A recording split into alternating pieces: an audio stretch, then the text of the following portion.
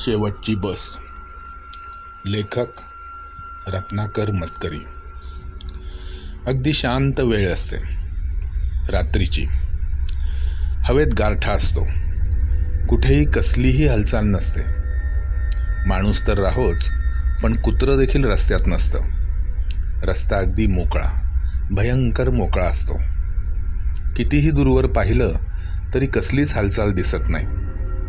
रस्त्यात अजस्त्र इमारती राक्षसी पहारेकऱ्यांसारख्या उभ्या असतात, पण त्या देखील आपले दिव्यांचे डोळे बंद करून झोपलेल्या असतात. बारकाईनं पाहिलं तर दूर एका इमारतीत एक दिवा लागलेला दिसतो, पण पाहता पाहता तो देखील बंद होतो आणि अधिकच एकटं एकटं वाटू लागतं. अशा अपरात्री माझ्यासारखा एखादाच माणूस वेड्यासारखा बसस्टॉपवर उभा असतो, शेवटच्या बसची वाट पाहत. काय म्हटलं मी? वेड्यासारखा? हो, अगदी वेड्यासारखाच. कारण अशा वेळी खरोखरच आपण शहाणे आहोत की वेडे असा भ्रम पडतो.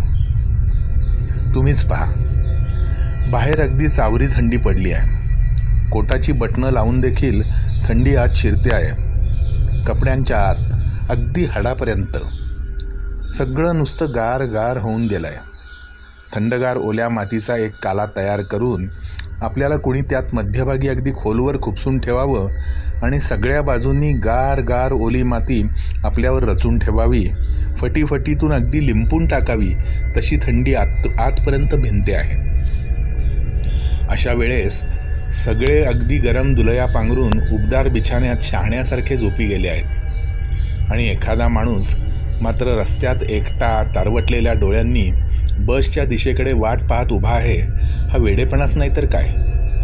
निदान असं एकटंच वाट पाहत उभे राहणाऱ्याला ते तसं वाटतं. जग असं स्थिर स्तब्ध असलं, कुठेही कसलाच आवाज नसला, आणि थंडगार काळी कुळकुळीत रात्र निःशब्दपणे पुढे सरकताना जाणवत असली की त्या विचित्र वेळी स्वतःच्या शहाणपणावरचाच विश्वास उडतो. आपण कुठे आहोत, काय करत आहोत ते बरोबर की चूक हेच अधूनमधून समजेनासं होतं. निदान माझे तरी असं होतं. कितीतरी वेळ मी या स्टॉपवर उभा आहे. बसेस जवळजवळ बंदच झाल्या आहेत, आणि आता तिथे येणारी बस बहुधा आजच्या दिवसातली शेवटचीच बस असणार आहे. ती मिळणं मात्र भागच असतं. न मिळाल्यास या विलक्षण थंडीत रात्र कुठं काढायची हा प्रश्नच असतो. मी इतक्या उशिरा रस्त्यावर काय करत आहे असा विचार तुमच्या मनात येईल, पण त्याविषयी बोलण्यात फारसं हशील नाही. मी जिथून आलो ते ठिकाण तुमच्या माहितीचं नाही. तुम्ही तिथे कधी जाणारही नाही. तेव्हा मी कुठून आलो आणि कुठे जाणार हा प्रश्न तुमच्या कामाचा नाही. एवढंच खरं की मी तिथे त्या चावऱ्या थंडीत खिशात हात घालून शेवटच्या बसची वाट पाहत एकटाच उभा असतो. एवढ्यात चंद्रोदय होतो. या घटनेमध्ये विशेष काय आहे? यात विशेष काय आहे ते कदाचित तुमच्या ध्यानात येणार नाही. तुम्ही आरामात घरात बसून दिव्याच्या उजेडात जर हा वृत्तांत वाचित असाल तर चंद्रोदयाचं तुम्हाला विशेष ते काय वाटणार? पण थंडीत कुडकुडत निर्मनुष्य रस्त्यात एकट्याने उभ्या असलेल्या माझ्यासारख्या माणसाला चंद्र उगवल्याबरोबर काहीतरी वेगळंच वाटू लागतं. म्हणजे चंद्राची सोबत वगैरे वाटते असं नव्हे. ते सगळं काव्यात शोभून दिसतं. अशा एकट्याच उभ्या असलेल्या माणसाला तर उलट चंद्रप्रकाशाची भीतीच वाटते. मी तर असं ऐकलं आहे की काही माणसांच्या डोक्यावर चंद्रप्रकाशाचा परिणाम होतो. ती भ्रमात असल्यासारखी वागतात. त्यांना निरनिराळे भास होऊ लागतात. ती मुळी स्वतःची राहतच नाहीत. आताच पहा ना, चंद्रप्रकाश पडल्याबरोबर अंधारातून कित्येक सावल्या उभ्या राहत आहेत, वाऱ्याबरोबर सरकत आहेत. नीट पाहिलं तर त्यांच्यातून वेगवेगळे आकार नजरेला पडत आहेत. इमारतीच्या बाहेर कुंपणावर जी झुडपे आहेत त्या झुडपांच्या सावल्या इमारतीच्या भिंतीवर पडल्या आहेत, वाऱ्याबरोबर सरकत आहेत. तो उंट, तो ससा, तो जबडा वासून भुंकणारा कुत्रा, त्याच्या शेजारची ती पोस्टाच्या पेटीची सावली, ती सावली एखाद्या बुटक्या रखवालदारासारखी दिसते आहे आणि कुंपणाच्या सळ्या लांब होऊन तुरुंगाच्या गजासारख्या दिसत आहेत. तुरुंगाचा देखावा अगदी पूर्ण. तुरुंग किंवा वेड्यांचे इस्पितळ. हो, वेड्याच्या इस्पितळाला राखणदार हवाच. इतर कुठल्याही इस्पितळातले रोगी पळून जाण्याचा प्रश्नच नसतो. नाही, पण वेड्यांचं इस्पितळ म्हणजे तिथे कोणाला राहावंसं वाटणार आहे? तुमचं काय मत आहे हो? वेडा असा डांबून ठेवलेला चांगला की त्याला बाहेर फिरू दिलेला चांगला? मला वाटतं बाहेर फिरू दिलेला चांगला. म्हणजे तो डांबणुकीमुळे गांजून निदान अधिक वेडा तरी होणार नाही. अर्थात माझा हा विचार वेड्यांच्या दृष्टीतून झाला,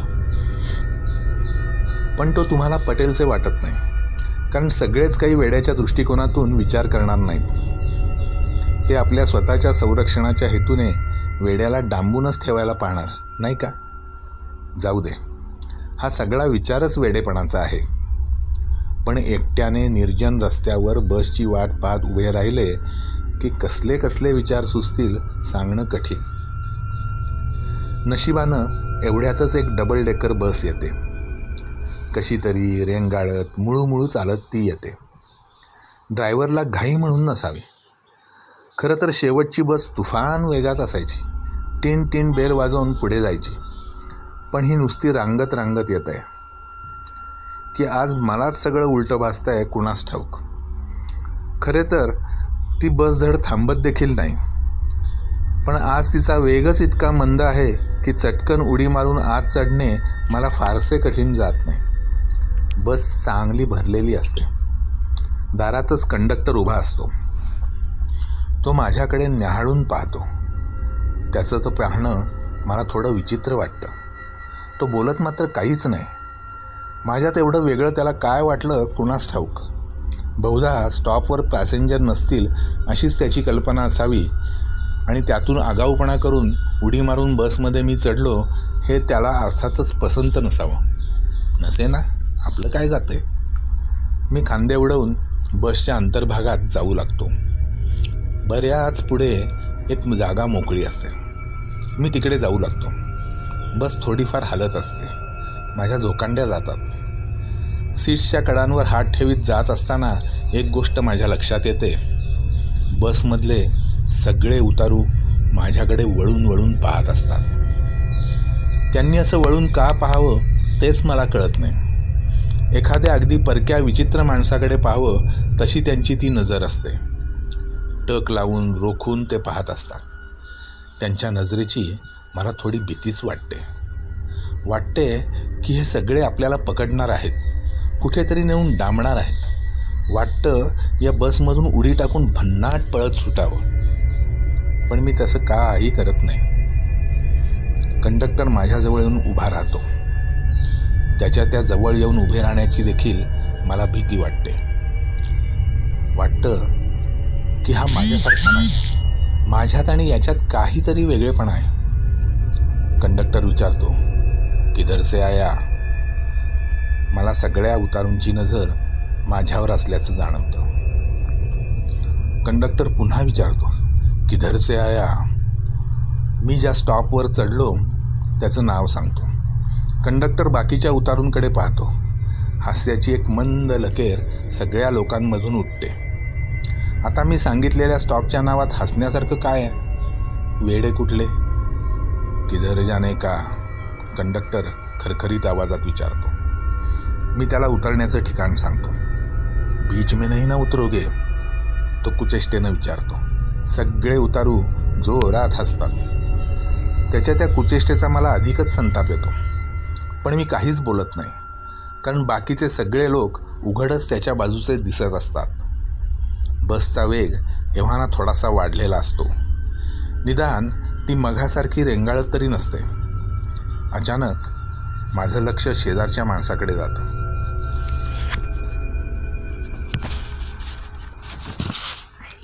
तो माझ्याकडे डोक्यापासून पायापर्यंत न्याहाळून पाहत बसलेला असतो. मी त्याच्याकडे पाहताच तो थोडासा वरमतो. कदाचित थोडा घाबरतोच. पण माझ्यात घाबरण्यासारखे तरी काय असतं कुणास ठाऊक. तरी देखील मी त्याच्याकडे पाहतच राहतो. आमच्यात एक विचित्र ताण निर्माण होतो. तो सैल करण्यासाठी बोलावं तसं काहीसं असून तो मला म्हणतो, काय कसं काय.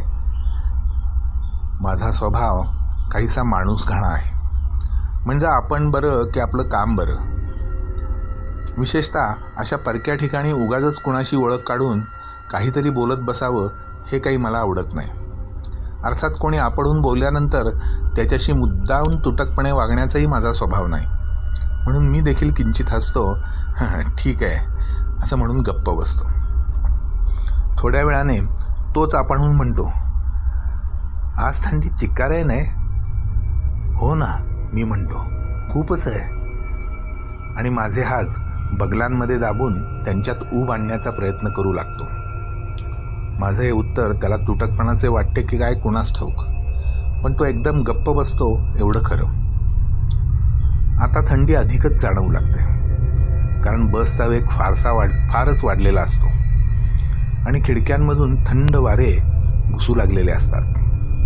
खिडकीशी बसलेला माझा शेजारी खिडकीची काच खाली करतो. त्या कामात मी देखील त्याला मदत करतो. खिडकी बंद होते तशी ती थंडी बरीचशी आटोक्यात येते. आजूबाजूला पाहतो तर सगळ्या खिडक्या पटापट बंद होतात. सगळे उतारू जसे काही एकाने खिडकी बंद करण्याचीच वाट पाहत असतात.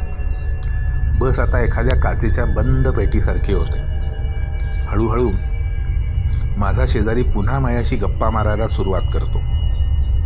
मला हलकेच म्हणतो, आजची विशेष बातमी समजली. मी विचारतो, कसली. तो म्हणतो, वेड्यांच्या इस्पितळामधून आज म्हणे काही वेडे पळाले. ही कसली बातमी. मला तर त्या बातमीचं विशेष काहीच वाटत नाही. तो जरा वेळ त्या बातमीचा माझ्यावर काय परिणाम होत आहे हे न्याहाळतो आणि परत म्हणतो, तुम्हाला नाही काही वाटलं. वाटलं ना. वाटलं तर.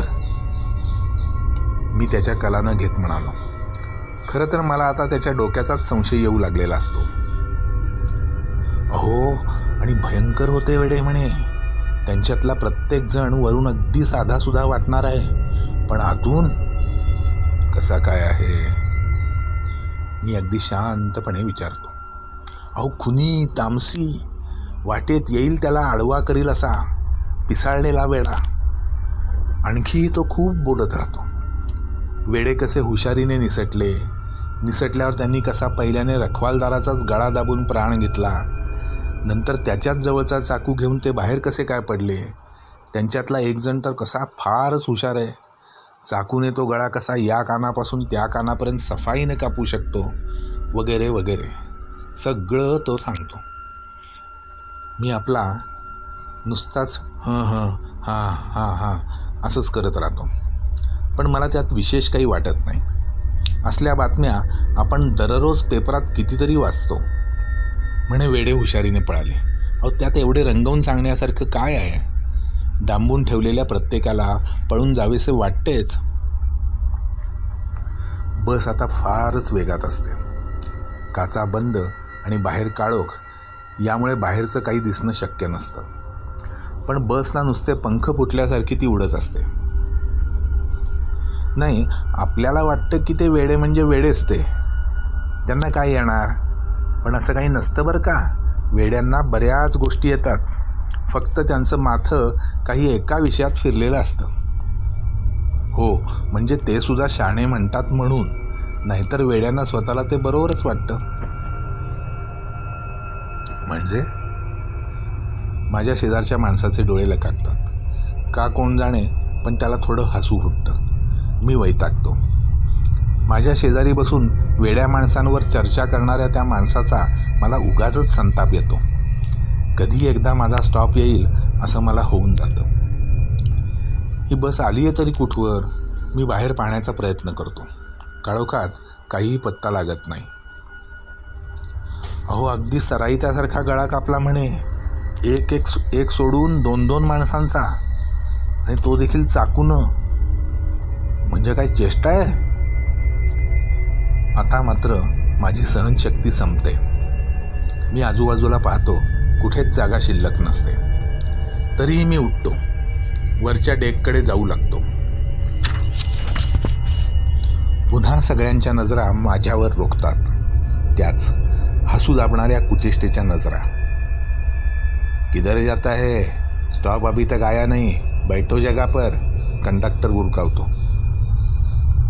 अप्पर डेक जाता है, मी विनवणीच्या सुरात सांगतो. अच्छा, जाओ जाओ, तो हात हलवीत म्हणतो. अप्पर डेक जाओ. आणि मी पायऱ्या चढत असतानाच हसत हसत इतरांना म्हणतो, ऊपर बैठने दो, बाहर कूद पड के भागने वाला तो नहीं है.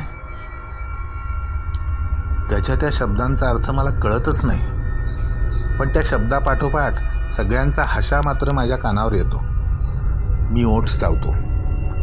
आश्चर्य म्हणजे वरचा डेक एकदम रिकामा असतो. फक्त 2च उतारू 2 खिडक्यांमध्ये बसलेले असतात. मला शांत वाटतं.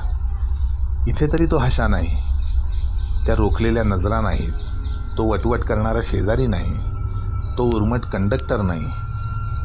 मी एका खिडकीत बसतो, बाहेर पाहतो. आकाशातला पूर्ण चंद्र अचानकपणे माझ्या नजरेला पडतो. मी समोर पाहतो. दोघेही उतारू आरामात खिडक्यांमध्ये बसलेले असतात. आता बसचा वेग इतका वाढलेला असतो की ती अपघात केल्याशिवाय राहणार नाही असंच वाटतं. समोरचा उतारू बहुधा झोपी गेला असावा. त्याची मान डुगुडुगू हलत आहे. मी अस्वस्थपणे बाहेर पाहतो. चंद्र बसबरोबर धावतोय विलक्षण वेगानं. मी समोर पाहत बसून राहतो, डुगुडुगू हलणाऱ्या डोक्याच्या त्या माणसाकडे, म्हणजे त्याच्या पाठमोऱ्या आकृतीकडे. एका परीनं त्या शांततेची देखील मला भीती वाटू लागते. आणि एकाएकी एक विलक्षण प्रकार घडतो. समोरच्या माणसाचं डुगुडुगू हलणारं मुंडकं एकदम गळून पडतं. मी किंचाळतो. धावतच दुसऱ्या माणसाकडे जातो. त्याचा खांदा धरून हलवीत त्याला म्हणतो, अहो ते पहा, ते पहा. आणि माझ्या धक्क्यानं त्या माणसाचंही मुंडकं गळून पडतं. मी विलक्षण भयानक किंचाळत सुटतो. 2 मुडदे, गळे कापून, पुन्हा मुंडकी धडावर ठेवलेले 2 मुडके, लाल लाल रक्त, ओली प्रेत. माझी किंचाळी थांबतच नाही.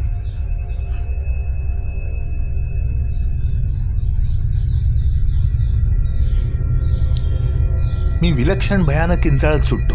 2 मुडदे, गळे कापून, पुन्हा मुंडकी धडावर ठेवलेले 2 मुंडके, लाल लाल रक्त, ओली प्रेत. माझी किंचाळी थांबतच नाही.